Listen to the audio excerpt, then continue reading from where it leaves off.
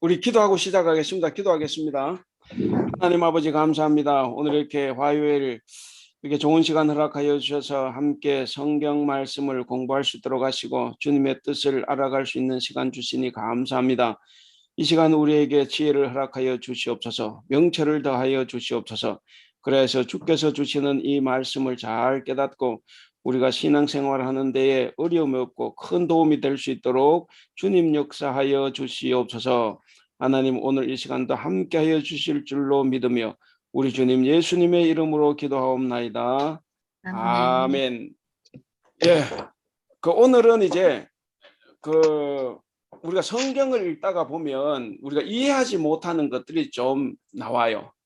나오는데 혹시 이것도 어떤 사람에게는 관심 있는 주제일 수 있고 또 어떤 사람에게는 별로 관심 없는 주제일 수 있어요.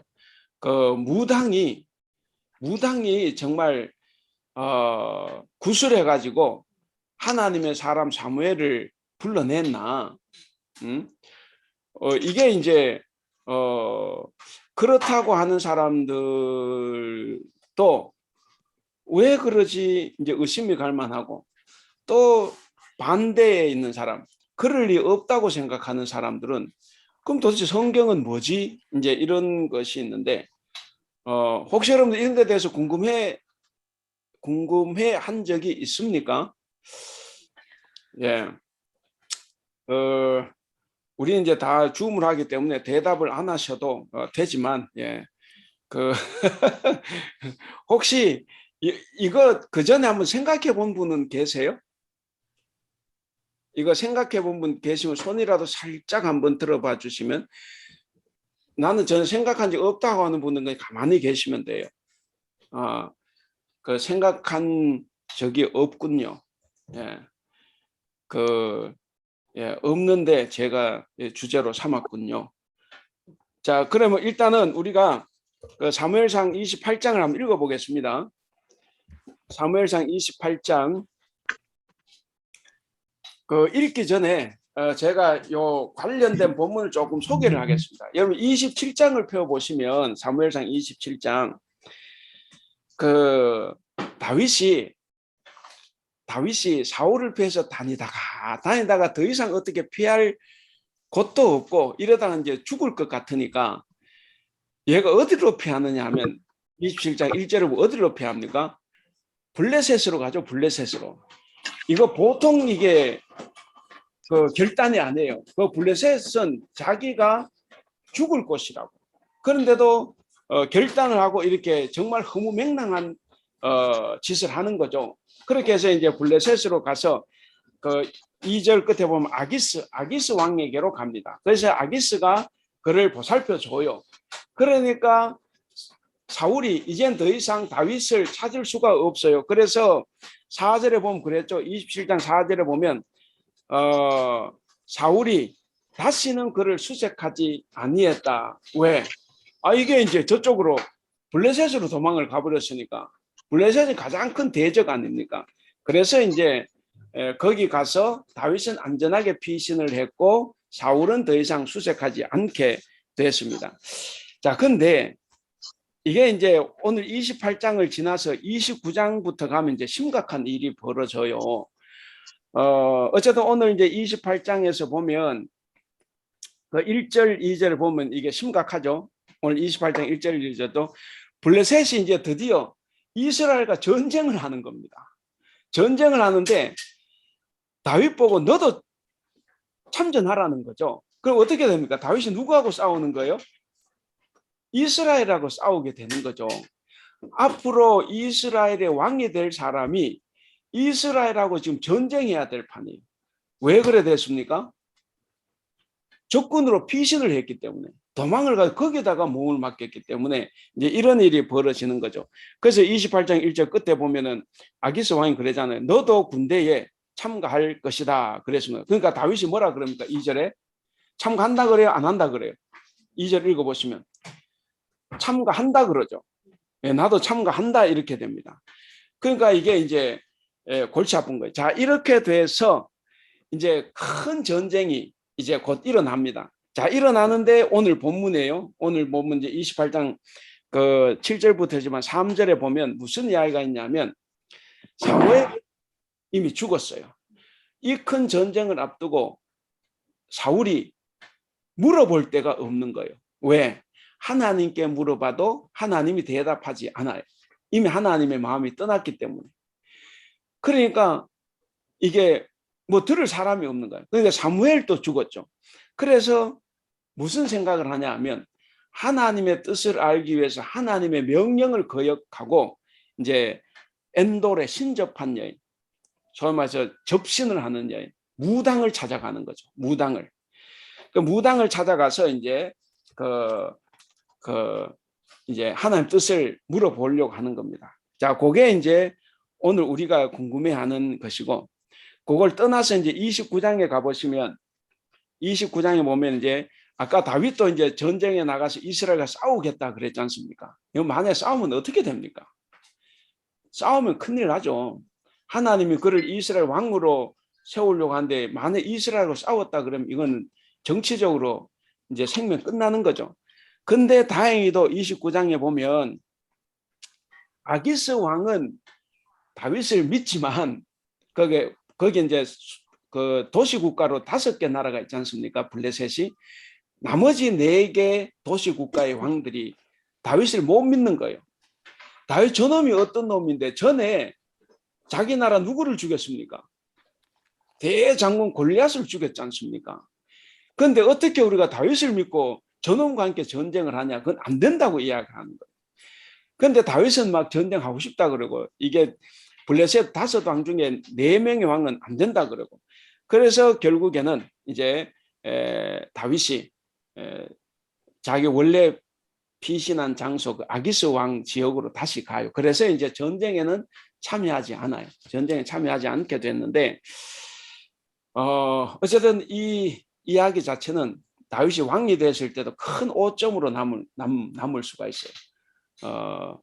우리가 이제 일제시대 때 일본 가서 잘 누리고 잘 살았다고 하면 우리나라 와서 대통령 될 수 있겠습니까?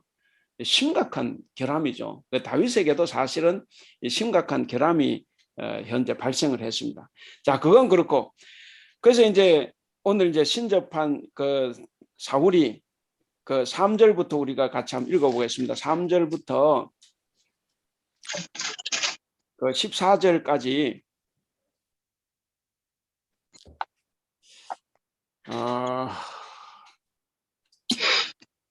제가 한 절 읽고 여러분들이 같이 한 절 읽고 이렇게 해서 3절부터 14절까지 읽어보겠습니다. 읽으시면서 이렇게 잘 한번 보세요. 잘 보시고 이제 혹시나 새롭게 보인 거나 궁금한 게 있으면 설명하고 이렇게 질문하고 같이 대화를 하면 되겠습니다. 자, 제가 3절 먼저 읽습니다. 사무엘이 죽었으므로 온 이스라엘이 그를 두고 슬피 울며 그의 고향 라마에 장사하였고 사울은 신접한 자와 박수를 그 땅에서 쫓아내었더라. 블레셋 사람들이 모여 수넴에 이르러 진침해 사울이 온 이스라엘을 모아 길보아에 진쳤더니 네, 사울이 블레셋 사람들의 군대를 보고 두려워서 그의 마음이 크게 떨린지라. 사울이 여호와께 묻자오되 꿈으로도 우리임으로 선지자로도 그에게 대답하지 아니하므로 사울이 그의 신하들에게 이르되 나를 위하여 신접한 여인을 찾으라. 내가 그리로 가서 그에게 물으리라 하니 그의 신하들이 그에게 이르되 보소서 엔돌에 신접한 여인이 있나이다. 사울이 다른 옷을 입어 변장하고 두 사람과 함께 갈새 그들이 밤에 그 여인에게 이르러서는 사울이 이르되 청하노니 나를 위하여 신접한 방법으로 내가 내게 말하는 사람을 보이라 하니 여인이 그에게 이르되 네가 사울이 행한 일 곧 그가 신접한 자와 박수를 이 땅에서 멸절시켰음을 아나니 네가 어찌하여 내 생명의 올무를 놓아 나를 죽게 하려느냐 하는지라. 사울이 여호와의 이름으로 그에게 맹세하여 이르되 여호와께서 여호와께서 살아계심을 두고 맹세하노니 내가 이 일로는 벌을 당하지 아니하니. 여인이 이르되 내가 누구를 네게로 불러 올리라 하니 사울이 이르되 사무엘을 불러 올리라 하는지라. 여인이 사무엘을 보고 큰 소리로 소리로 외치며 사울에게 말하여 이르되 당신이 어찌하여 나를 속이셨나이까. 당신이 사울이시니이다. 왕이 그에게 이르되 두려워하지 말라. 네가 무엇을 보았느냐 하니 여인이 사울에게 이르되 내가 영이 땅에서 올라오는 것을 보았나이다 하는지라. 사울이 그에게 이르되 그의 모양이 어떠하냐 하니 그가 이르되 한 노인이 올라오는데 그가 겉옷을 입었나이다 하더라. 사울이 그가 사무엘인 줄 알고 그의 얼굴을 땅에 대고 절하니라. 예. 자, 요까지 이제 뒤쪽으로는 제가 한번 읽어보겠습니다. 그 15절부터는 제가 읽을 거니까 한번 잘 들어보시기를 바랍니다. 사무엘이 사울에게 이르되 네가 어찌하여 나를 불러 올려서 나를 성가시게 하느냐 하니 사울이 대답하되 나는 심히 다급하나이다. 블레셋 사람들은 나를 향하여 군대를 일으켰고 하나님은 나를 떠나서 다시는 선지자로도 꿈으로도 내게 대답하지 아니하시기로 내가 행할 일을 알아보려고 당신을 불러 올렸나이다 하더라. 사무엘이 이르되. 자, 이렇게 하면서 이제 쭉 이야기를 했습니다. 자, 이제 아까 우리가 이제 그 3절부터 14절까지 읽어봤습니다. 자, 읽어봤는데 쭉 내용 충분히 이해를 하시겠죠? 예, 내용을 충분히 이해하실 줄로 생각을 합니다.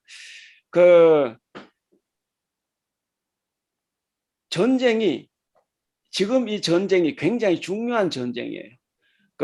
오늘 여기 본문에서도 그랬지 않습니까?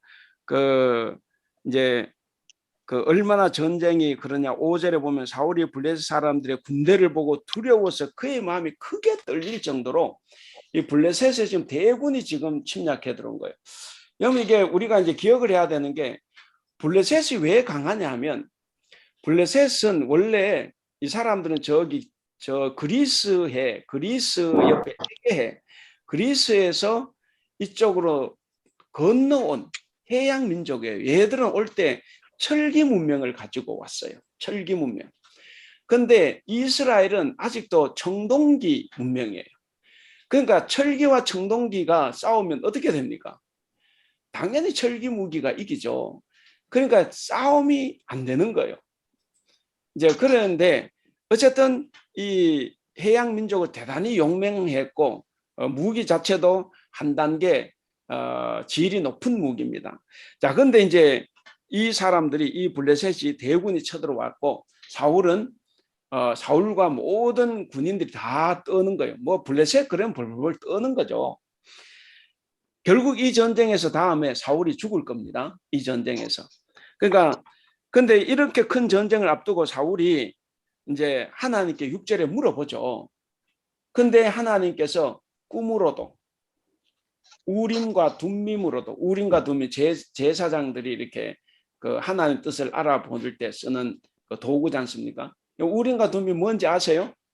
우림과 둠밈은 요즘 말로 하면 이렇게 여기 이제 가슴에 예를 들면 뭐 이렇게 뭐 막대기를 많이 넣어놓고 하다가 하나 또 끄집어내는 거죠. 그래서 이제 하는 건데, 소위 말해서 요즘 우리 같으면 제비 뽑는 거나 마찬가지예요. 어쨌든 그렇게도 또 선지자, 예언자로도 대답을 안 하고, 그러니까 이제 답답한 거죠. 그래서 이제 신하들에게 이제 다그칩니다. 신접한 사람이 어디 있느냐, 소위 말해 영험한 무당이 어디 있는지 한번 알아보라는 거예요. 그러니까 영험한 무당이 있다는 거죠. 어디? 엔도레. 여기 엔도레 위치가 어디냐면 블레셋 지역을 거쳐야 됩니다. 블레셋 대군이 진치고 있는 그곳을 지나서 가야 돼.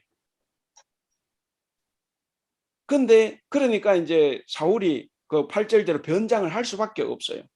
왜냐? 내가 사울하는 걸 드러내면 안 되니까. 그래서 변장을 하고 이제 그 이제 들어가는 겁니다. 그 블레셋 진을 이제 거쳐가는 거예요.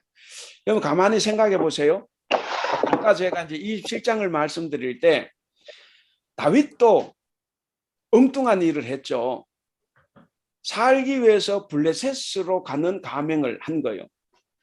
이건 정말 허무맹랑한 짓입니다. 정말 엉뚱한 짓이에요. 이거는. 근데 지금 사울도 굉장히 엉뚱한 짓을 하고 있는 거예요.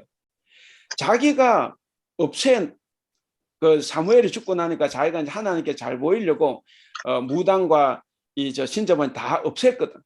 근데 자기가 없애놓고 자기가 그 사람을 찾아가는 거예요. 찾아가는데 위치가 블레셋 진지를 지나가야 됩니다. 그러니까 그도 변장을 거기를 지나가는 거예요. 그럼 생각해 보세요. 다윗도 엉뚱한 짓을 했고 사울도 엉뚱한 짓을 한 거예요. 그만큼 살기 위해서 둘 다 지금 몸부림을 치고 있는 겁니다. 뭐 모르겠어요.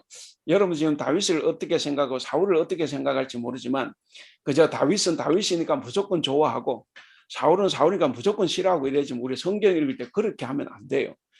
성경은 우리에게 하나님의 마음, 하나님의 뜻을 알려주는 거지 사람이 위대하다고 알려주는 책이 아닙니다. 그러니까 훌륭한 사람에게도 잘못된 점이 있고 나쁜 사람에게도 좋은 점은 있는 거예요. 우리는 그걸 다 교훈으로 삼아야 되는데 어쨌든 중요한 거는 둘 다 엉뚱한 짓을 하고 지금 블레셋을 가고 거치는 거죠. 자, 그리고 이제 9절부터 제가 이 현장에서 여러분들 좀 대답을 좀 이야기를 좀 들어보고 싶은데 이게 이제 참 그렇지 않으니까 제 혼자 이야기해야 되니까 혹시 여러분들은 제 혼자 이야기하면 좋은지는 모르겠어요. 저는 제 혼자 이야기가 여러분 굉장히 따분해 하실 것 같다는 생각이 들어서 혼자 이야기가 좀 못해요. 근데 어쨌든 혼자 이야기하겠습니다.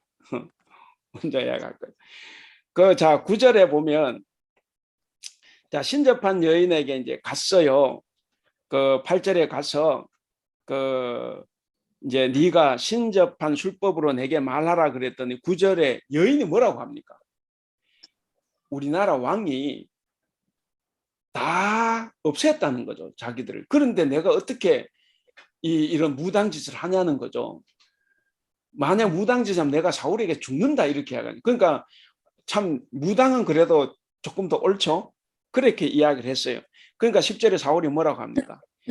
여호와의 이름을 걸고 맹세하는 거죠. 여호와의 이름을 걸고 맹세하기를 뭐라고 합니까? 이 일로 너는 절대로 벌을 받지 않는다. 여러분 여기서 우리가 중요한 거 하나 발견을 해요. 여호와의 이름으로 맹세한다. 여호와께서 살아계심을 두고 맹세한다. 신약에 보면 예수님께서 뭐라고 하십니까? 하늘로도 땅으로도 절대로 하나님의 이름으로 맹세하지 말라고 하죠. 왜? 우리는 내 머리카락 하나도 검은 머리카락 희게 할 수 없어요. 그러니까 그냥 그러면 그렇다 아니면 아니다고 해야 되지. 근데 여기서 얘는 하나님의 살아계심 두고 맹세한 내용이 뭡니까? 하나님 뜻을 정면으로 거역하는 거예요. 오늘 우리가 살아갈 때도 우리 교회는 그런 사람이 없지만 한국에 가보면 많은 사람들이 잘못된 걸 가지고 하나님 이름을 걸고 맹세하는 사람들이 많아요. 그래서 서로가 싸우면 화해가 안 됩니다. 교회는 싸우면 화해가 안 돼요. 왜? 서로가 하나님 이름을 걸고 싸우거든. 하나님 이름을 거는 거는 화평하기 위할 때 거는 거지 싸움할 때 거는 게 아니에요. 우리가 하나님의 이름은 어떨 때 부른다고 했습니까? 기도할 때. 하나님의 이름은 기도할 때 부르고 그리고 우리가 평화를 위해서 우리가 간구할 때 하나님의 영광을 위해서 부르고 평화를 위해서 우리가 하나님의 이름을 부르는 거지. 근데 다른 목적으로 사용하면 안 되는 거죠. 근데 여기 보면 사울이 하나님 이름을 걸고 맹세한다. 이거는 정말 가관입니다. 어쨌든 그렇게 하니까 여인이 말을 그때서야 여인이 안심을 하고 11절에 내가 누구를 불러 올리리까 그랬어요. 사울이 누구를 불러 올리라 그럽니까? 사무엘이죠. 사무엘. 자, 사무엘을 불러 올려 달라 그랬습니다.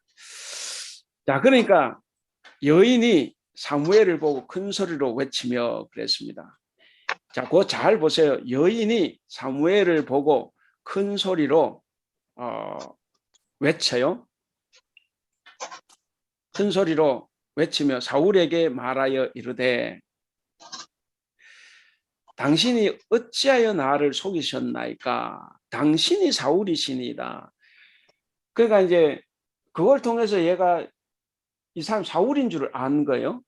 그래가지고 이제 그 이야기했습니다. 그러니까 13절에 사울이 그에게 다시 말합니다. 두려워하지 말라. 네가 무엇을, 자, 거기 집중해서 보시기 바랍니다. 네가 무엇을 보았느냐 하니까 여인이 뭐라고 이야기합니까? 여인이 사무엘을 봤다 그래요? 아니면은 모습을 설명을 합니까? 모습을 설명을 하죠. 모습을 설명을 합니다. 그러면 앞에서 사무엘을 보고 큰 소리를 외쳤다 그랬는데 그거는 얘가 사무엘을 불러 올려 달라고 했으니까 그래서 그거를 보고 그냥 사무엘이라고 생각하고 이야기했지만 근데 이제 사울이 그 사람이 어떠냐 그랬을 때 사울이라고 대답하지 않고 그렇게 이야기하는 거예요. 영이 땅에서 올라오는 것을 보았나이다. 이렇게 이야기해요. 영이 땅에서 올라오는 것을 보았나이다. 그러니까 사울이 그에게 말합니다. 그의 모양이 어떠하냐 그랬더니 한 노인이 올라오는데 그가 겉옷을 입었나이다. 그 뭐 빨가벗고 올라오냐? 어쨌든 겉옷을 입고 올라오죠. 겉옷을 입었나이다 하더라. 그러니까 사울이 뭐라고 생각을 해요? 그 사람을? 사무엘. 사울이 그 이야기를 듣고 아 사무엘이다 이렇게 생각한 거죠. 예, 그러니까 사울이 그렇게 사무엘이다 생각하고 거기에 얼굴을 땅에 대고 엎드렸습니다. 자, 여기까지가 자 오늘 이제 우리가 지금 정말 무당이 하나님의 사람, 그것도 하나님의 사람 얼마나 훌륭했던 사람입니까? 그런 사람이 무당이 불러 올린다고 올라오고 이러면 체면이 이게 어떻게 산에서 체면이 서겠습니까? 그런데 어쨌든 성경은 계속 아까 15절 이하도 읽어보면 사무엘의 이야기와 거의 비슷한 이야기를 계속해요. 사무엘이 살았을 때 했던 이야기. 그래서 많은 사람들이 이 사람은 진짜 사무엘이다 이렇게 이제 생각을 하는 거죠. 자, 여러분들은 어떻습니까? 사무엘인 것 같습니까? 아닌 것 같습니까? 네, 그냥 속으로 이렇게 생각해 보세요. 그리고 사무엘이라고 하면 아니 어떻게 하나님의 사람이 이 무당이 불러 올린다고 이렇게 올라오냐? 그 무당이 하나님보다 더 세냐? 이건 또 어떻게 생각을 합니까? 근데 또 사무엘이 아니라고 하려고 하니까 뒤에 하는 말들이 또 생전에 사무엘 생전에 했던 말하고 또 비슷해요. 그러니까 얘는 또 사무엘 같아. 그렇지 않아요? 이제 다 생각을 해보는 거죠. 예. 그래서 이제 우리가 그런 거를 생각해 보면 한 가지 이런 건 있어요. 뒤에 하는 말이 사무엘의 말과 같다고 하는 거는 귀신이 뭘 모르겠습니까? 예수님이 공생의 활동을 할 때 사람들은 아직 제자들도 예수님 하나님의 아들인지를 모를 때 귀신은 뭐라고 이야기합니까? 하나님 아들이라 이야기하죠. 응? 다윗의 자손 예수 그리스도여 막 이렇게 이야기하고 막 하나님만 이야기하는데 그러니까 귀신은 그래서 귀신이죠. 우리가 뭐라고 하면 잘 아는 사람들이 귀신 같다 그러잖아요. 그러니까 귀신이니까 그건 충분히 알 수 있는 거죠. 예, 생전에 사무엘이 어떤 말을 했다는 거는 그렇게 생각해 보면 아 이게 또 무당이 불러오는 게 사무엘이 아닌 것 같아. 자, 그 여러분도 꼭 한번 생각을 해보시면 좋겠습니다. 우리가 들어가기 전에 7쪽 여러분들 오늘 복상을 보는 첫 페이지가 7쪽이죠. 28장 3절의 기능 그런데 3절이 대단히 중요하다. 아까 제가 설명을 했지 않습니까? 그 3절 그 사무엘이 죽고 난 다음에 이제 뭐 그랬다는 건데 거기 밑에 두 번째 단락 그 보시면 제일 끝에서 두 번째 줄 그래서 찾은 엉뚱한 대안은 자신이 하나님 뜻을 따라 탄압했던 신접한 자를 다시 찾는 거예요. 예. 자기가 신접한 자 탄압하고 내쫓았지 않습니까? 하지 말라고. 그랬는데 이 상황에서 하나님 뜻을 알아보기 위해서 찾은 이 대안이 전혀 엉뚱한 짓을 하는 거죠. 그래서 그 크게 2번 하나님의 뜻을 알기 위해서 하나님의 뜻을 거역하고 있어요. 사울이. 예. 내용은 아까 다 이야기했으니까 8쪽으로 가보겠습니다. 자, 8쪽에 보시면 두 번째 단락 사울은 점점 이제 절망에 빠져 들어갑니다. 점점 절망에 빠졌다. 그 끝에 여기 보시면 그래서 엔돌은 블레셋이 진친 언덕의 동편에 위치하는데 그곳에라도 찾아가는 모험을 감행한 것이다. 그러니까 지나서 가는 거요. 자, 그의 결단은 그의 도덕적 소진과 그의 절망적인 신앙과 그의 실패한 삶을 우리에게 보여주는 겁니다. 이게 우리도 사울처럼 이렇게 됐다고 생각을 한번 해보시면 사울을 자꾸 욕하지 말고 사울의 입장이 돼서 한번 생각해 보세요. 사울의 입장이 돼가지고 지금 이 상황에서 무슨 일을 할 수 있을까? 하나님도 대답하지 않으시고 예언자들, 선지자들도 대답하지 않고 제사장들도 우림과 둠밈으로 어떤 뜻을 알려주지 않고 자 이런 상태에서 지금 전쟁은 심각하고 그럼 어떻게 해야 되냐? 그래도 하나님의 뜻은 알고 싶고 그래서 우리 한국에 가면 점쟁이 찾아가기도 하잖아요. 교회 다니는 사람 점쟁이 찾아가기도 하고 점쟁이 못 찾아가니까 제가 저도 말씀드렸지만 예언의 은사가 있다고 하는 또 어디 산에 가면 또 그런 또 뭐 교인들 간혹 그런 사람들 있어요. 또 그거 찾아가지 않습니까? 소위 기독교 점쟁이 찾아가는 거예요. 제가 말씀드렸죠. 예언의 은사는 예언은 뭐다? 미리 예자 예언이 아니라 그랬잖아요. 성경의 예언은 쌓아둘 예자 예언입니다. 그러니까 그것을 이제 전하는 은사지 그게 미리 알아보는 게 아니에요. 그런데 이제 한국 교회는 예자를 미리 예자로 써서 예언자 그러면 마치 미리 아는 사람. 그래서 예언의 은사는 점치는 은사로 생각해요. 그러다 보니까 교회에 그런 사람들이 있어요. 거기 가서 또 알아보잖아요. 결국 점쟁이 찾아가는 거나 기독교 점쟁이 찾아가는 다 똑같은 거예요. 그러니까 이 사울의 마음을 우리가 이제 깊이 마음에 좀 담아 봐야 됩니다. 그래야 우리도 이런 경우가 생기면 혹시 우리도 저러지 않을까?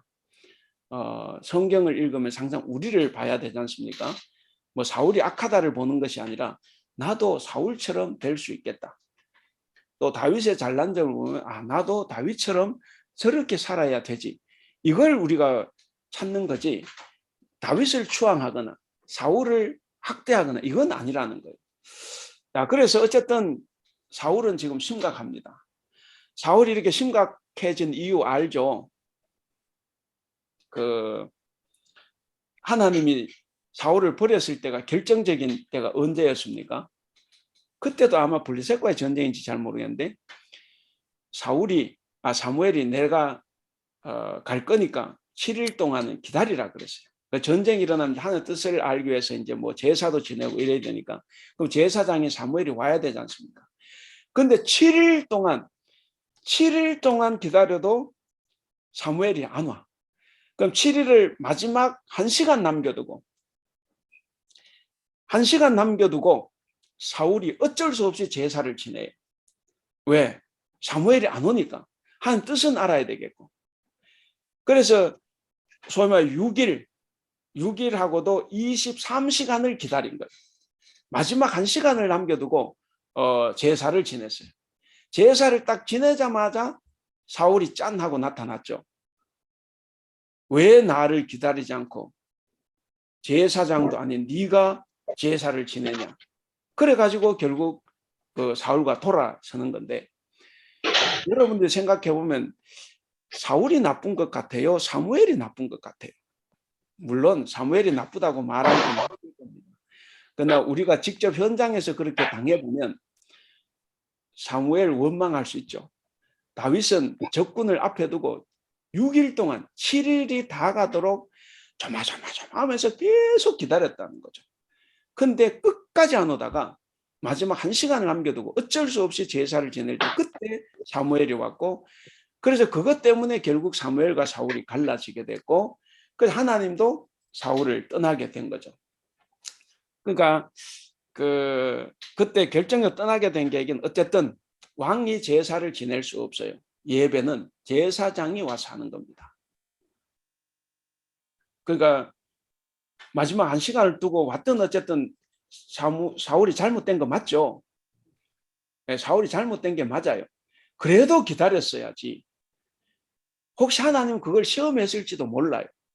사무엘도 그걸 시험했을지도 몰라. 그래도 끝까지 자기 본분을 지키고 기다렸다고 하면 7일이 지났더라도 하나님은 이기게 할 수 있습니까? 없습니까? 이기게 할 수 있죠. 저는 이기게 할 수 있다고 충분히 믿어요. 근데 그걸 못 기다리고 했기 때문에 결국 사무엘 잘못이라고 봐요. 사울의 잘못이라고 봐요. 근데 재밌는 건 여러분, 다윗도 제사를 지내요. 제사장 없이.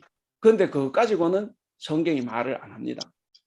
우리가 이제 그것도 알아야 돼요.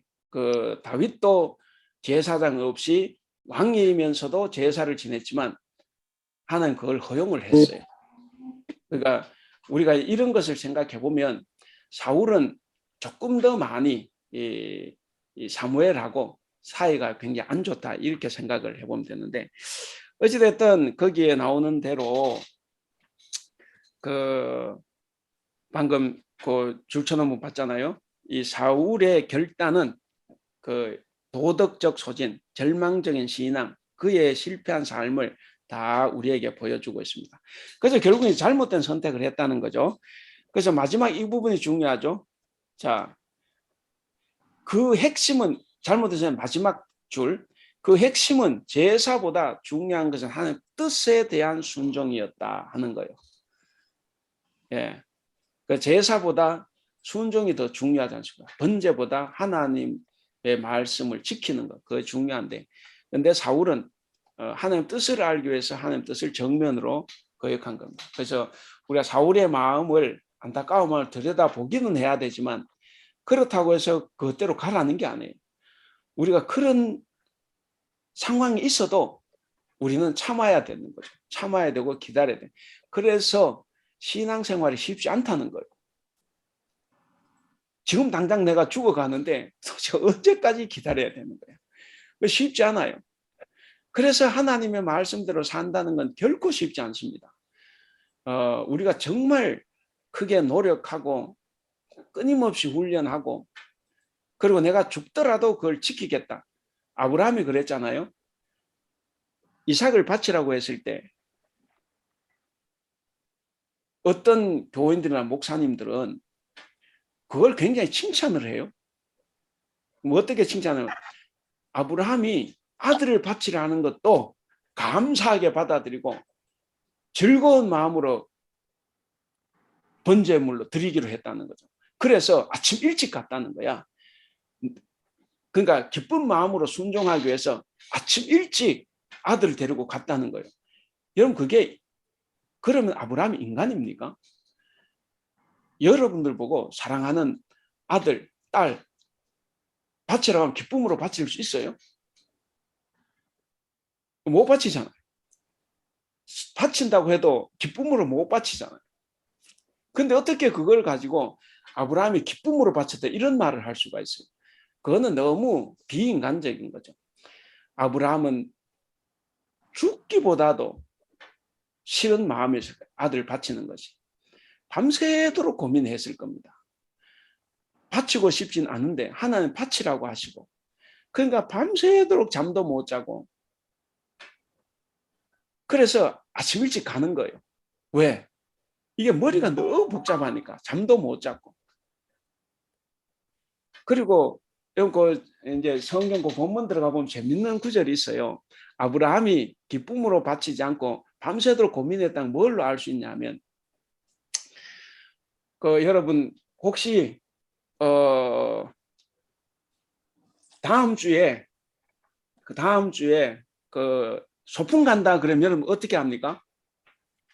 미리 준비합니까? 소풍 가는 날 아침에 일어나서 준비합니까? 아침에 준비하는 사람 손 들어보세요. 없죠? 다 미리 준비하는 것 아니에요. 근데 아브라함이 번제할 나무를 언제 준비하는지 아세요? 그날 아침에 준비를 합니다. 그날 아침에 떠나기 직전에. 그게 무엇을 이야기하냐면 아브라함이 잠을 못 자는 거예요.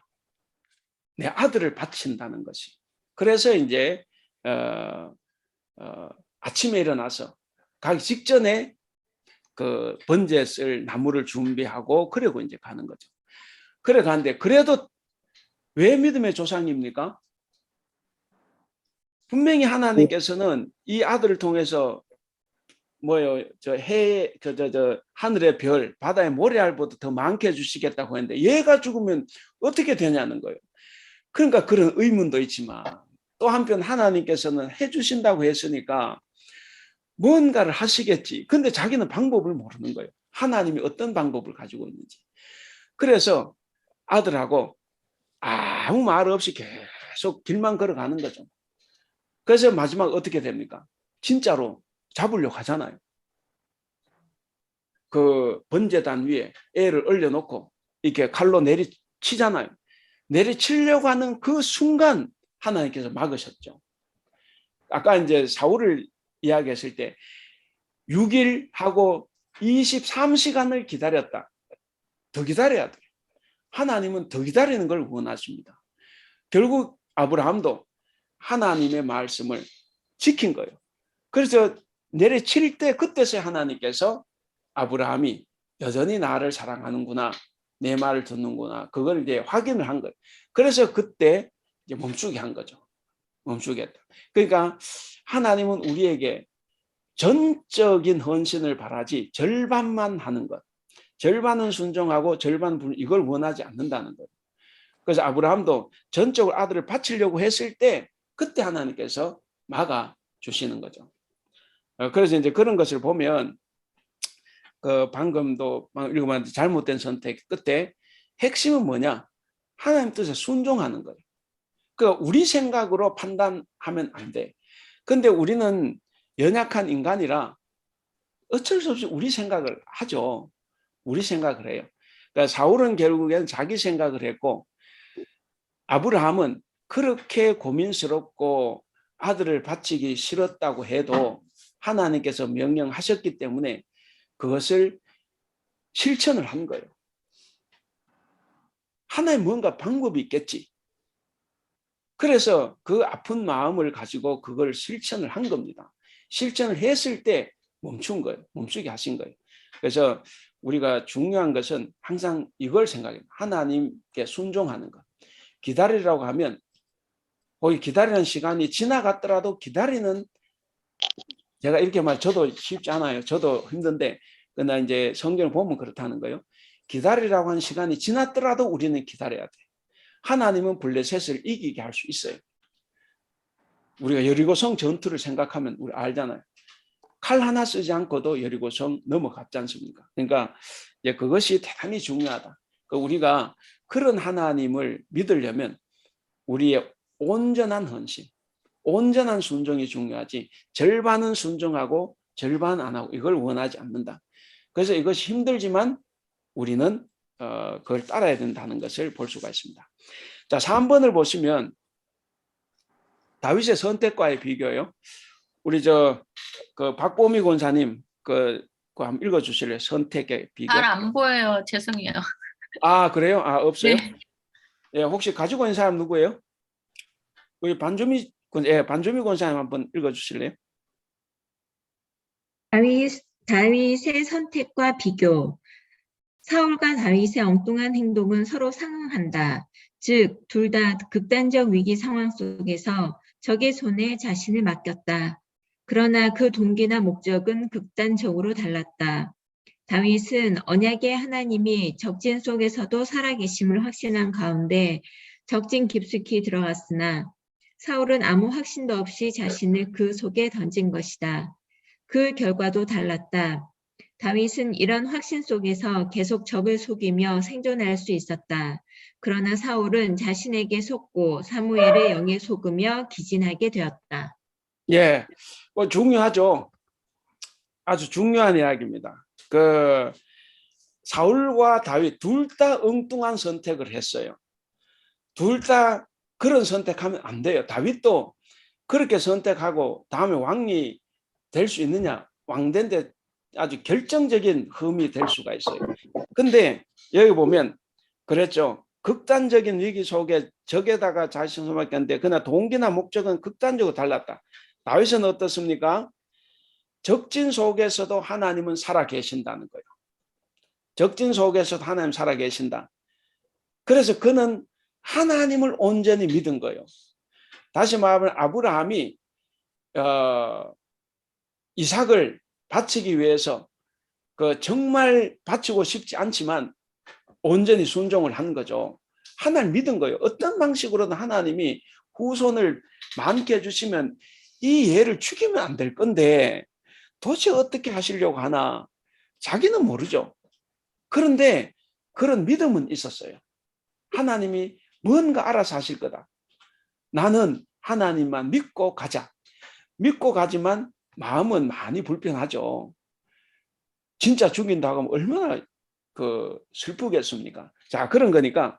그러니까 여기서 다윗도 마찬가지예요. 다윗도 비록 적진 속으로 갔지만 그 속에서도 하나님은 살아계시고 하나님은 자기를 보호해 주실 것이다. 라는 그 확신을 가지고 이제 갔다 하는 거죠. 근데 사울은 그런 확신이 없어요. 그런 확신도 없이 자신을 그냥 그 속에 던져버린 거예요. 그래서 이 선택이 둘이가 비슷하지만 그러나 전혀 다른 동기와 결과를 가져왔다 하는 겁니다. 그래서 이제 이런 걸 볼 때 늘 그렇습니다. 우리의 믿음도 늘 돌아봐야 돼요. 우리도 어떤 때는 정말 위기 순간에 어떤 결단을 할 때가 있는데 그 결단이 하나님 온전히 의지하고 그 결단을 하느냐 아니면 정말 내가 그저 살기 위해서 그런 어떤 확신도 없는데 그냥 내가 나를 그 속에 던져버리고 있는 것은 아닌가 늘 돌아봐야 됩니다. 돌아보는 것이 필요하다. 자, 그리고 이제 3번 이제 그 사울이 죽은 사무엘의 혼백을 불러 올립니다. 아까 우리가 봤습니다. 그 다음에 뒤쪽으로 가보시면 재밌게 표현인데 그냥 사울은 그냥 단순한 미치광이다. 자분열된 자다. 이제 사실 그렇죠. 여러 가지로 사울은 정상적이지 못해요. 그 여러분 잘 알죠. 사울이 간혹 이렇게 정신 뭔가 이게 창난증을 일으키잖아요. 그래서 그때 다윗이 수금을 타주면 또 이렇게 정신이 돌아오고 이제 그런 게 몇 번 있었잖아요. 그래서 이제 음악 치료사가 최초의 음악 치료자가 누구냐? 그럼 이제 다윗이지 않습니까? 음악 치료사. 자, 어쨌든 그런 사람이에요. 그런 사람인데 그 사람이 이제 자기한테 가장 못되게 했던 사람이 사무엘이죠. 따져놓고 보면 사무엘은 어떤 사람이냐? 이제 정통의 수호자, 그 다음에 왕위 파괴자, 그 다음에 자기에게 무섭게 거절한 사람, 그 사람이 사무엘인데 지금 사무엘을 불러 올려달라 이렇게 이야기했습니다. 그러니까 사울이 얼마나 지금 심적으로 곤핍한 상태에 있느냐 하는 것을 이제 볼 수가 있습니다. 그 사무엘 청한 이유가 이제 나와 있고, 자 그리고 이제 사울에 대한 사무엘의 선언이 나옵니다. 이제 15절부터 19절까지예요. 우리가 읽지 않고 제가 조금 읽었는데 어쨌든 거기에 보시면 여러 가지 이야기들이 그 사무엘 생전에 이야기했던 것하고 거의 비슷해요. 그래서 똑같이 유죄 판결을 합니다. 그 유죄 판결을 하는데 우리 저 반주미 권사님 유죄 판결 한번 읽어보실래요? 이제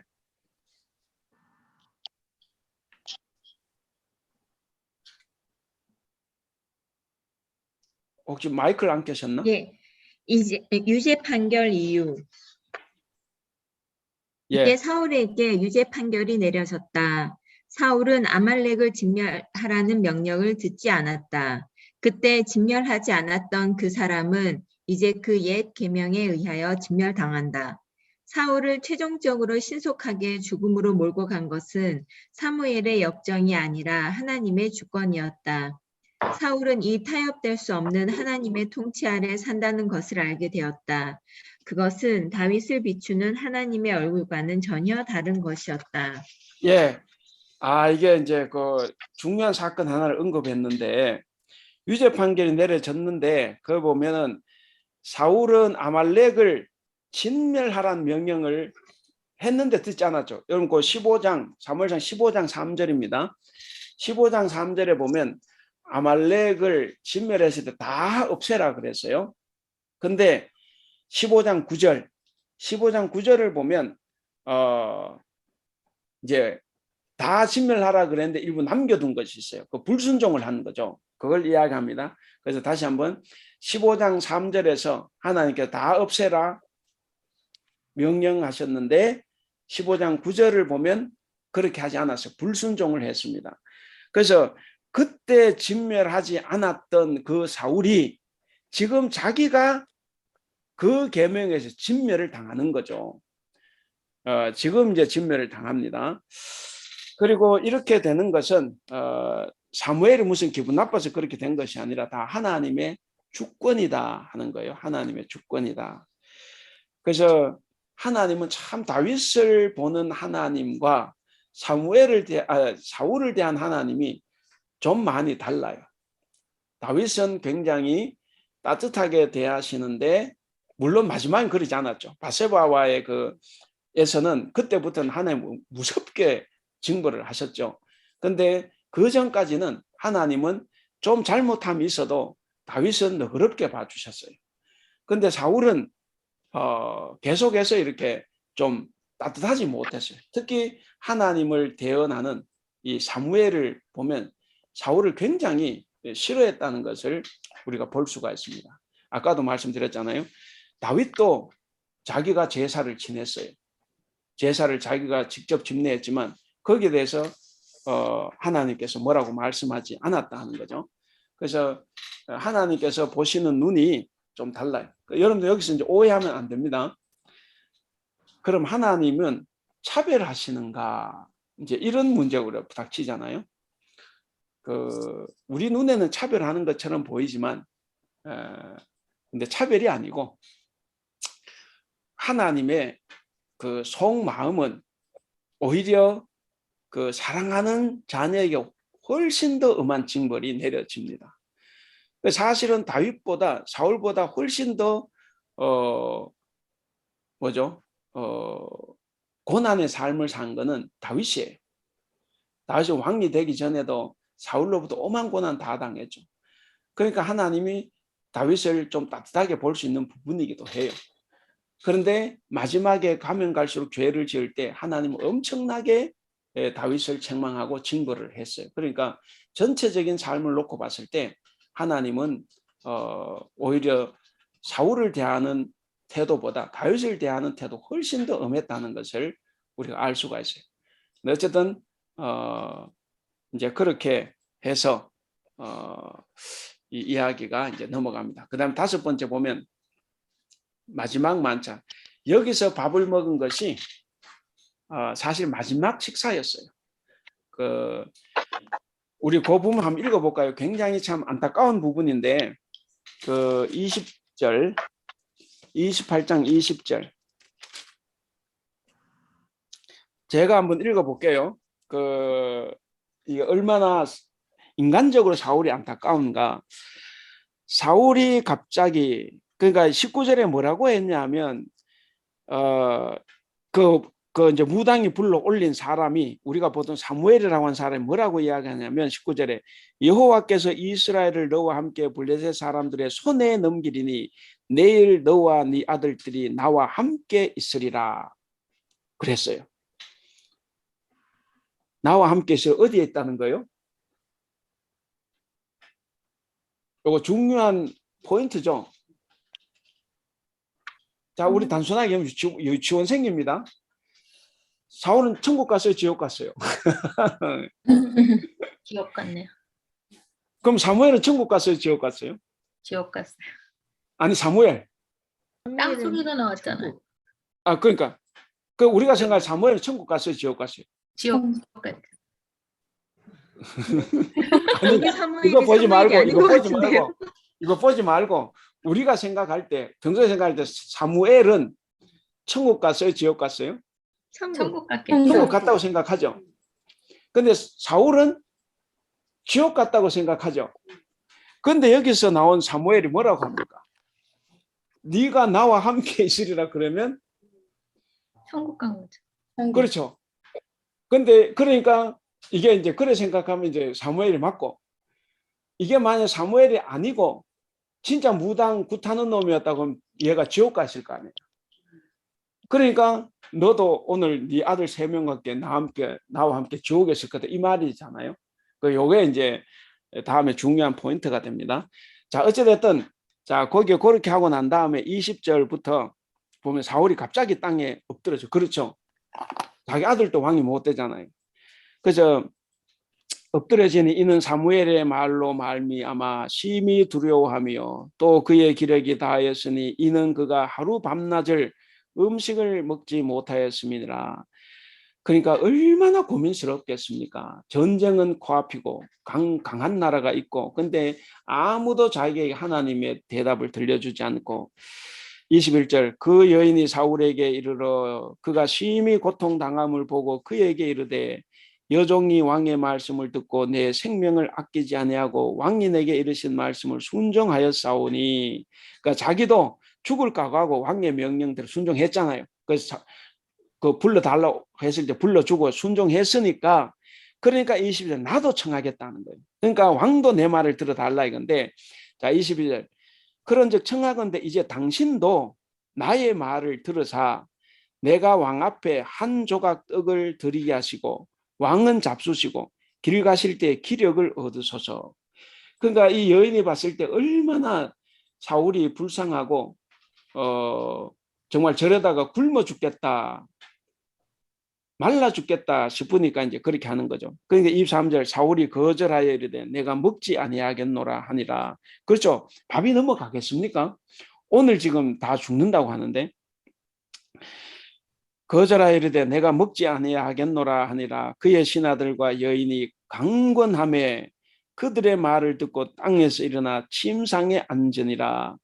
여인의 집에 살찐 송아지가 있으므로 그것을 급히 잡고 가루를 가져다가 뭉쳐 무교병을 만들고 구워서 사울 앞에와 그의 신하들 앞에 내놓으니 그들이 먹고 일어나서 그 밤에 가니라 그랬습니다. 그러니까 이 신접한 여인이 봤을 때도 너무 불쌍한 사울이죠. 그런 불쌍히 여기는 마음을 이제 우리도 가져야 됩니다. 우리도 사울을 보면서 그걸 본받으라는 게 아니라 인간적으로 참 불쌍하다. 근데 아무리 불쌍해도 하나님의 말씀은 지켜야 되지 하나님의 말씀을 거역하고는 살 길이 없는 거예요. 그래서 순종이 중요하다 하는 이야기입니다. 그래서 거기 이제 그 마지막 만찬의 의미 이렇게 되어 있고 그 다음에 교훈을 우리가 그냥 한번 읽어보겠습니다. 우리 다 같이 한번 읽어볼게요. 1번 시작. 사울은 하나님의 뜻을 알기 위해 하나님의 뜻을 거역하였다. 이것은 처음에 신앙이 어긋난 것이 결국 절망적인 소망으로 내몰려진 결과이다. 예, 하는 뜻을 알기 위해서 하는 뜻을 거역했습니다. 그 다음에 2번은 우리 최경실 집사님 2번 한번 읽어주실래요?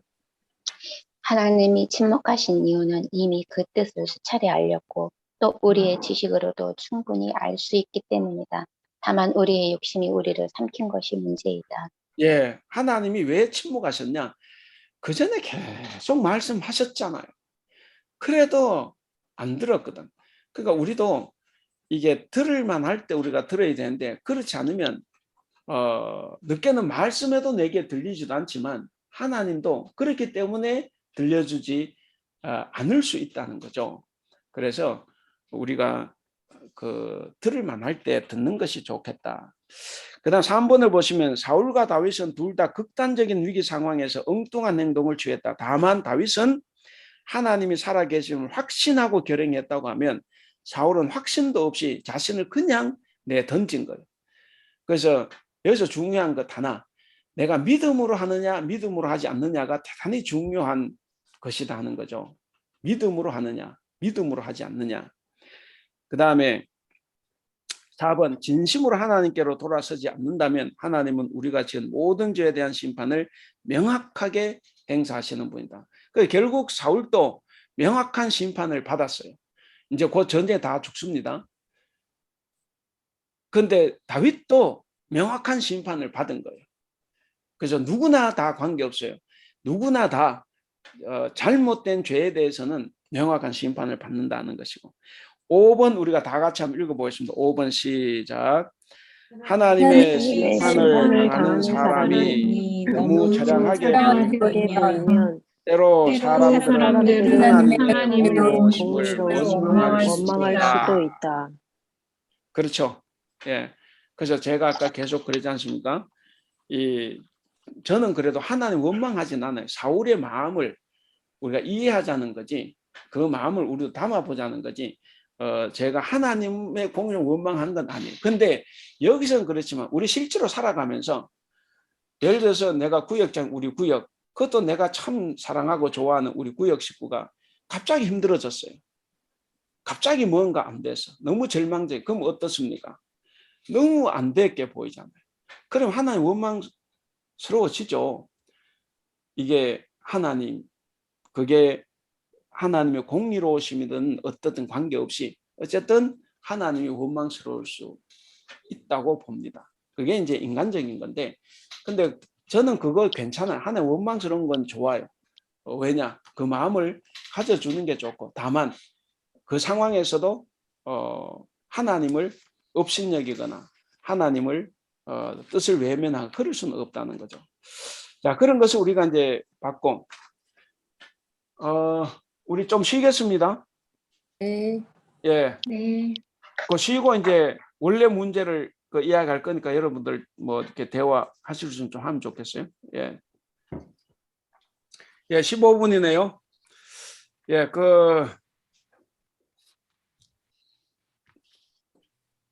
한번 보겠습니다.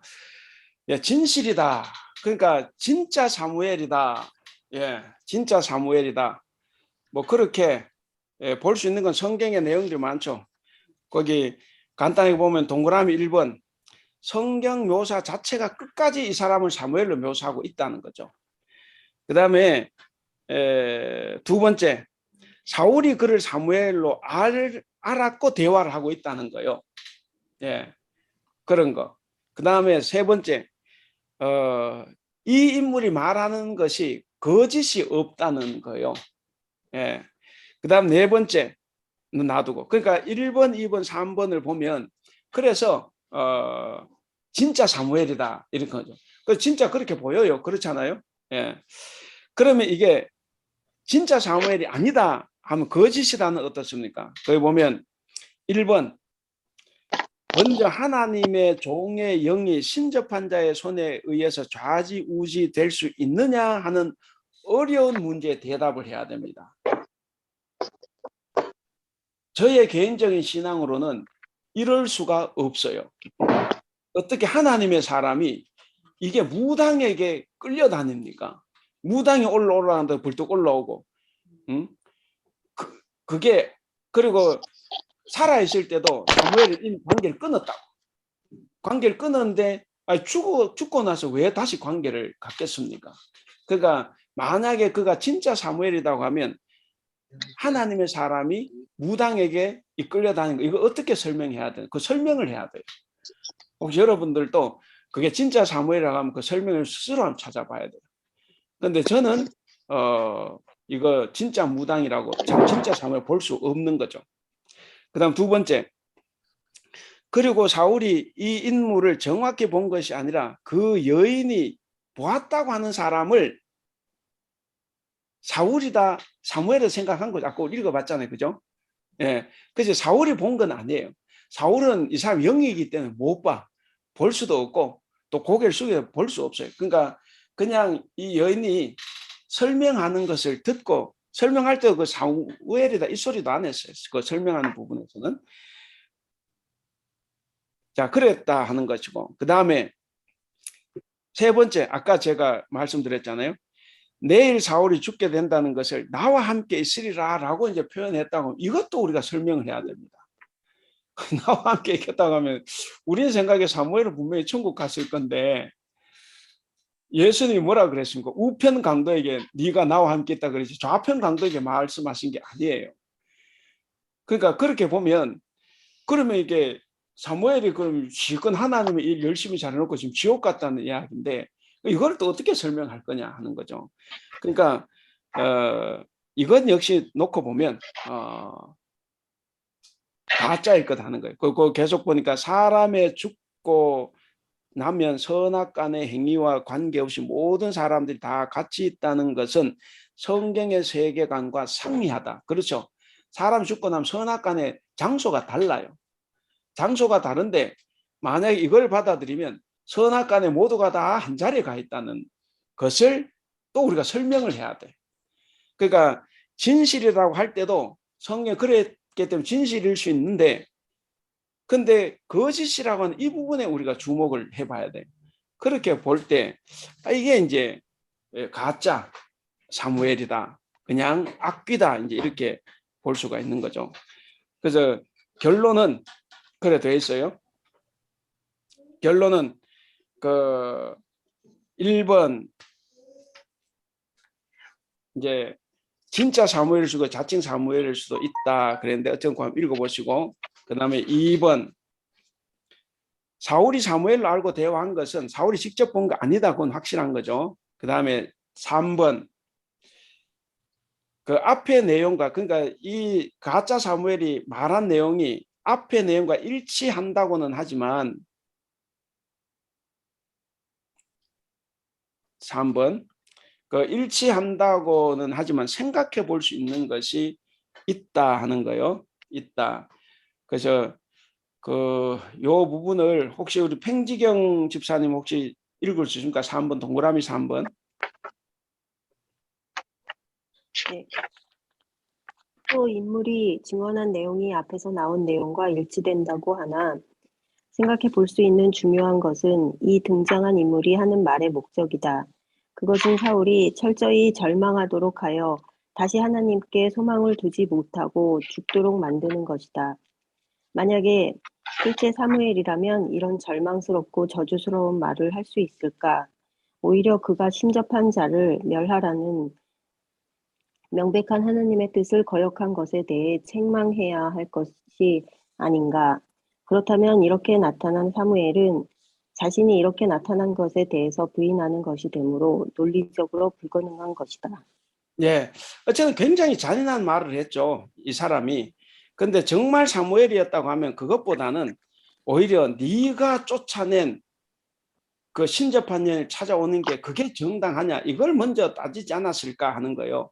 제대로 된 사무엘이었다고 하면. 그리고 이제 그렇다면 이렇게 나타난 사무엘은 자신이 이렇게 나타난 것에 대해서 부인하는 것이 되므로 논리적으로 불가능하다. 예, 그렇죠. 또 그렇게 하려고 하니까 그 자신이 나타난 것 자체가 또 문제가 된다는 거죠. 그 다음에 4번 한번 쭉 읽어보시기를 바랍니다. 어쨌든 그게 이렇게 저렇게 서로 달리 죽었는데 똑같은 장소에 갈 수 있나, 이제 이런 문제. 그래서 결국에 여기서 이야기하는 것은 이거는 가짜 사무엘이다 하는 거죠. 가짜 사무엘이다. 여러분들이 그 성경에 이렇게 쓰여져 있다고 해서 그들아 여기 성경에서 사무엘이라고 계속 한 건 뭐냐면 그 모였던 사람들이 사무엘로 알고 있기 때문에 그냥 사무엘로 그 표시를 한 거예요. 표시를 했지 그냥 따져놓고 보면 그게 사무엘일 수 없다 하는 거죠. 그래서 절대로 하나님의 사람이 그렇게 놀아날 수 없다. 그러면 이제 여기서 중요한 교훈이 하나 있습니다. 뭡니까? 우리가 마찬가지예요. 우리가 하나님의 사람입니다. 성도예요. 그리스도인, 그리스도를 따르는 사람인데 우리가 그런 미래를 여기는 물론 그런 분 안 계시지만 혹시 한국에 그런 분이 계신다고 하면 그건 사울과 같은 사람이에요. 내가 어떻게 하나님 믿는 사람이 다른 엉뚱한 것에 매여서 왔다 갔다 합니까? 그건 있을 수가 없는 거예요. 그건 하나님의 사람 그리스도인으로서 대단히 자존심이 상하는 일이고 하나님을 욕되게 하는 겁니다. 그렇기 때문에 어떤 경우에도 우리가 뭐 기독교 점쟁이도 마찬가지예요. 어떤 경우에도 내가 미래를 알고 싶어 가지고 왔다 갔다 하는 게 아니고 내가 하나님의 말씀을 듣고 그 말씀에 순종해서 살아가는 것이 훨씬 더 중요합니다. 그게 중요하다 하는 것을 우리가 이거를 통해서 깨달을 수가 있습니다. 예, 그리고 이제 그냥 있으니까 한번 마지막 쪽 한번 보겠습니다. 마지막 쪽을 한번 보시면 마지막 13쪽 그 밑에 27장 28 다윗과 사울을 비교를 해놓은 거 있죠. 예, 27장 28 다 대적을 속여요. 대적을 속이는 다윗 사울. 근데 27장 보면은 계속 속이는데 다윗도 계속해서 대적을 속여요. 근데 사울은 발각되죠. 여인에게 발각이 돼요. 네가 사울이네 이렇게 발각되지 않습니까? 그리고 가짜 사무엘에게 속임을 당하는 거예요.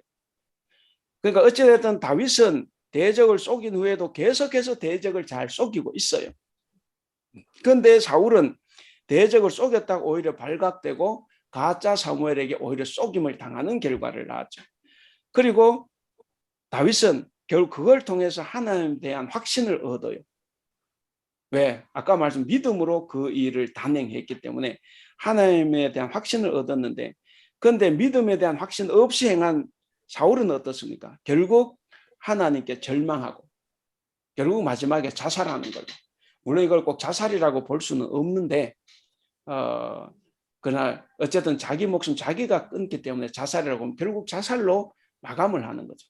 그러니까 우리가 뭔가 비슷하게 뭘 하는 것 같아도 믿음으로 하느냐 하지 않느냐 하나님의 말씀을 순종하느냐 안 하느냐가 굉장히 다른 결과를 낳는다 하는 거죠. 그래서 우리가 이제 이런 것을 생각을 해보면 우리가 하나님의 사람으로서 좀 떳떳하게 살자. 그리고 하나님의 사람으로서 남들이 봤을 때 좀 부끄럽지 않은 삶. 그것은 이 본문에서는 이 다른 엉뚱한 것 의지하지 말고 하나님을 잘 의지하고 순종하는 것. 이것이 이제 중요하다라는 생각을 해봅니다. 예, 혹시 우리 혹시 하실 말씀들 이거 어떻게 하지? 전체 화면.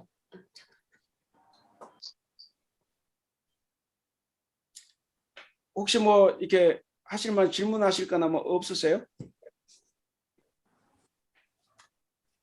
뭐 좀 하셔도 되는데 예, 시간은 좀 지나죠. 예. 서영미 시험 들어오셨네. 예, 반갑습니다. 예, 제가 화면을 안 띄우고 있다 보니까 예, 누가 들어온지 잘 몰랐습니다. 예, 예, 전혀 이렇게 가만히 계시니까 뭐 이제 없는 줄로 알긴 아는데 그래도 한번 해보시지. 그리고 혹시나 또 궁금한 것이 있으면 주제에 대해서 저에게 그 카톡을 보내주시면 제가 준비해 보도록 하겠습니다. 예, 우리 김경현 권사님 처음 들어오셨는데, 예, 뭐 하실 말씀 없어요? 인사라도 한 말씀? 네, 성경 공부는 오늘 처음 이제 본격적으로 시작했는데요. 제가 생각했던 사울의 모습을 오늘 새롭게 접근해서 알게 되어서 좀 사울이 좀 안타깝다라는 마음이 좀 들긴 했어요. 그러니까 다윗과 사울의 인간의 모습에서는 별반 차이가 없는데 끝까지 믿음을 갖고 신뢰를 가졌던 다윗은 하나님이 사랑했던 사람이었고 사울은 노력은 네. 똑같이 하나님을 믿으려고 노력은 했지만 그 끝에 완전한 믿음이 없어서 그렇게 불행하게 되지 않아서 하나님이 버리게 됐는데 저는 안타까운 게 마지막에라도 사울이 좀 하나님께 회개하는 모습이 있었으면 하나님이 보시기에 좋았을 텐데 그런 모습이 없었던 게 더 안타깝더라고요. 예. 네. 그 사실 사울을 우리가 안타깝게 보는 거 대단히 중요합니다. 이게 이제 그래 우리가 교훈을 얻는 게 많아요. 우리도 사실 살아 안타까운 게 많고 남들도 안타까운 게 많아요. 그 안타까운 것 때문에 뭔가가 이루어지진 않는데 어쨌든 우리가 성경을 보면 우리가 그동안 죄인이라고 이렇게 딱 규정을 하고 봤던 사람들이 강원 내하고 너무 비슷한 사람이에요. 나도 충분히 저럴 수 있고 그래서 그 사람들이 대단히 우리한테 중요합니다. 그래서 이제 나를 불쌍히 여기듯이 성경의 인물들도 한번 다시 한번 보면 불쌍해요. 그리고 불쌍하지만 그러나 우리가 믿음은 또 믿음대로 지키는 것이 우리가 얻는 교훈이라고 생각을 합니다. 예, 감사합니다. 또 우리 서영미 집사님 늘 서 계시느라고 힘든 것 같은데 없어요. 예, 우리 팽지경 집사님 예, 없어요. 네. 아니, 저도 예. 사울에 대해서 객관적으로 볼 때는 그게 나쁘고 뭐 그렇다 이렇게 생각하는데 이게 일반적인 인간들의 모습이 아닐까 그런 생각도 들기도 합니다. 예, 확실히 인간적이죠. 예, 누구를 떠나서 나와 너무 비슷하다. 예, 그래서 이제 우리가 성경을 잘 봐야 되고 그 사람 통해서 우리가 얻는 교훈을 우리가 잘 살펴야만 우리가 신앙생활을 아마 좀 더 잘할 수 있을 거다 생각을 합니다. 예, 그죠 김수현 집사님. 네, 예. 수고하셨습니다, 목사님. 제가 그 말씀을 듣고 싶었어요. 예, 감사합니다. 누가 해주시나 그랬는데 우리 반주미 권사님.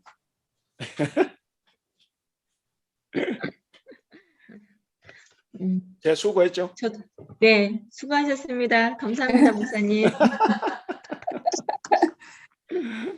어쨌든 예, 저 수고 많이 했어요.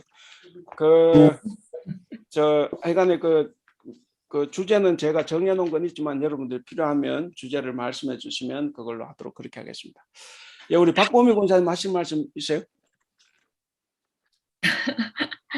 성경 공부를 이렇게 예전에 관심 갖지 않고 그냥 성경이니까 그냥 무조건 믿는 마음으로 성경을 읽었었는데 그런 오류를 이제는 조금 덜 해야겠다는 그런 생각? 그러고 이제 사울도 안타깝지만 사무엘이 자기의 선지자이기 때문에 어떤 방법으로라도 나에게 가르침을 하나님의 뜻을 줄 사람이라고 생각하고 아마 그 사무엘을 끝까지 하나님과 소통이 안 되니까 사무엘을 찾았던 것처럼 저도 살면서 저의 연약함 때문에 제가 하나님한테 직접 응답받지 못했을 때는 제 주변의 목사님이나 장로님이나 다른 저보다 신앙에 연륜이 높으신 분들을 찾아가면서 뭔가 저의 그 응답받지 못했던 부분을 남을 통해서라도 들으려고 굉장히 노력했던 그런 때가 되게 많았는데 그것도 되게 조심해야 되겠다는 생각이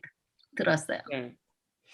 그래서 전 저 권사님 말씀 들으면서 그 사울도 굉장히 안타까운데 사실 사무엘도 안타까운 사람이에요. 왜냐하면 자기가 왕으로 세웠다가 자기가 패해야 되고 그리고 자기가 그에게 또 이 뭔가 이 징벌을 선포해야 되는 그 마음도 이것도 또 보통이 아닌 거죠.